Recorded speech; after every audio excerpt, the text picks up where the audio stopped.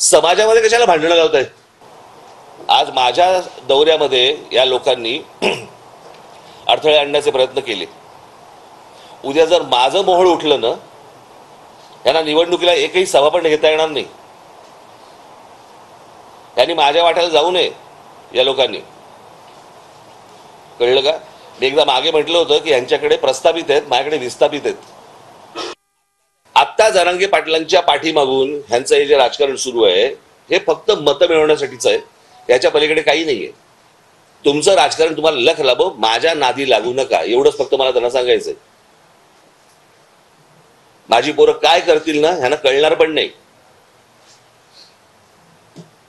नंतर घरी येऊन आरशापुढे पाठ बघावी लागेल आणि पोट बघावे लागेल आणि गाल पण बघावे लागतील.